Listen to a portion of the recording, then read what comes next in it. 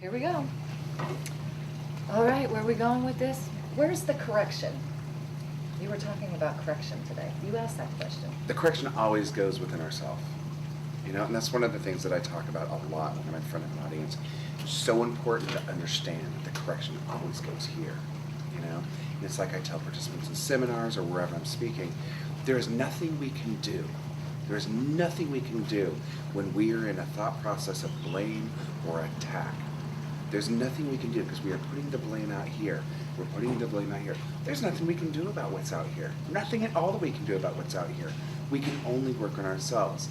And it doesn't matter if you're the right person or they're the right person. The correction always still goes here. Yeah. There's something you can do differently. There's something, some lesson that you can get from it. When we put things out here, the only thing that we get from that is more misery, you know? And we talk about what's out here and we blame what's out here. There's nothing we can do to change that, but sit in the misery of it and whine and complain about it. Mark, I'd like to change it right now. I'd like to change it right now and say, when I put the blame on something other than what I've done, because other than, even saying we, right. Even saying we includes somebody else, and being totally responsible for everything in my life. Self-accountability. Self-accountability. Because that's the only thing we can change.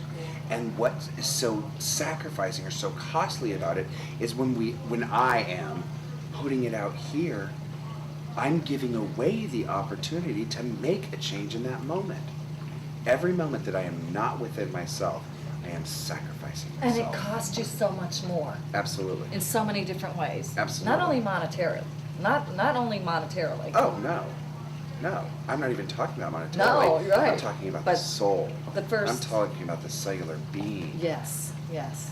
First instinct from those who are just becoming acquainted to what we're talking about here today is, how much does it cost? Right. What's in it for me? Right. You know? Right. How much does this cost? Well, how much would you say it cost you over the years for not paying attention? Not paying attention. Or not knowing this? Life lessons. The ability to share my gift with other people. See, and that's the thing, it's not only the cost to me. I have an obligation. If I have a gift, if I have a life purpose, if I have something that I am on this planet to do, and I'm not doing that, I'm doing a disservice to somebody else.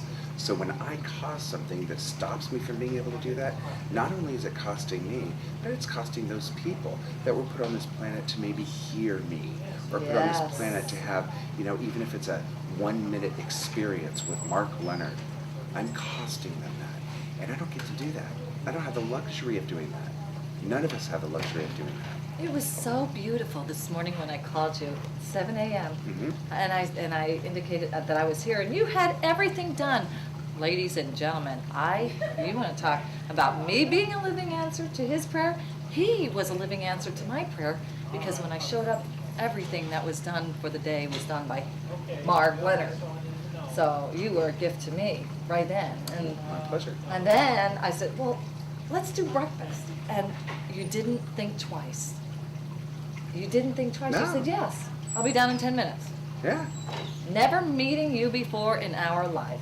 No. Not this life, anyway. Yeah, well, exactly. Who knows, right? Yes. Exactly. Yes. No, I didn't think twice about it. And what is so funny is that in all the years that I've been doing this, I have never set up my seminar the night before. Never. And I got here last night and I didn't want to watch the garbage that was on television, and I was bored and I didn't have anything to do. I thought, I might as well just go down and set up the seminar room for the morning. Let me just go down and set it up. You know, because maybe I want to sleep in. And the whole time I'm setting it up, I'm going, I'm not sleeping in. I'm not sleeping in.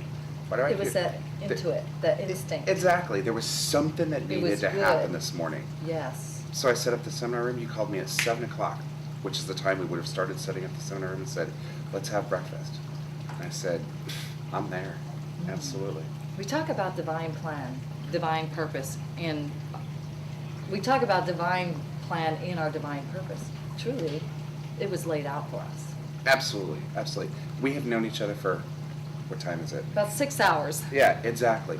And how many, I don't want to say coincidences because I don't believe in coincidence, how many experiences have we had that has already answered the question, are we meant to meet? Mark, I can say that in the very first breath that I took with you was an experience. the very first breath. Thank you. It doesn't get any closer in a soul relationship than that, Right. from my understanding. I agree. From my understanding. I agree. Yes. So two things that you want from the world. What would that be? Wow. I think the one of the things that I want is probably the opportunity to be the absolute best that I can be. Oh, yes. And the second thing would be the confidence and the grace to do that. I think that's it. You already have it. You're polishing it. You're polishing your halo today. Okay, well, I just wanted to shine more. How's that? Well, okay. That's good. Thank you for sharing that. My pleasure. And what do you want to do in the world? Two things that you want, that do you think you have to make your mark? I think that, one of the things that I want to do is I want to allow people who are going through tragedy, who have lost hope, who feel like the rest of their life is going to be nothing but dark. I want to provide them the opportunity to create the light for themselves. And I want to do that in an arena where others can see that happening, so that I'm not just doing it for that one person or that one family or that one community, but other people can witness that happen and give themselves hope, so that it ripples out further and further and further. And quite frankly, I'd like to do it live on television. You're a man who knows. Who knows? Who's paying attention to your vision and mission? What is your mission? If you don't mind sharing. Sure, I do have a personal mission. My mission is to make a difference. It's to make a difference. And I feel the need to kind of explain that a little bit. And it's not about anything that I'm doing, but to be a vehicle to allow the difference to come through me for other people. And to make a difference for other people. To make a difference for other people. I'll tell you what, one of the things that I really, really want is when I have left this planet, I want to be all used up. I don't want any piece of me left. And I know the only way to keep myself going is to do that through selfless service. Mark, you have just given the entire globe the soulful concept of the word angel. Now you're making me blush.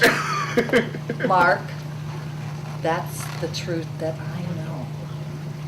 When I accepted my call in my mission to be the catalyst to do what I'm doing with people like you. Mm-hmm. That's the truth, Mark. Yeah, I get it.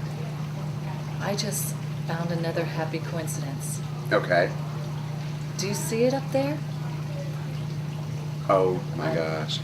We are standing here looking out a window behind you all. And there is is that a church? It's some building. That's and the it's courthouse. It's the courthouse, and it's topped with an angel. Yes. And there's a Wow. clock. I wish I... The thing is, I'm not alone, but I know better. Some people don't know better. I know better. So I just want to make sure that, And I'm going to say, maybe I'm not resisting it. Maybe I'm not slowing it. This Maybe is it's another happening episode. at Divine Town. This is another episode because sometimes I think slow is fast and fast is slow. Mm-hmm. Yeah, Take time to smell the roses while they're here. absolutely. Breathe.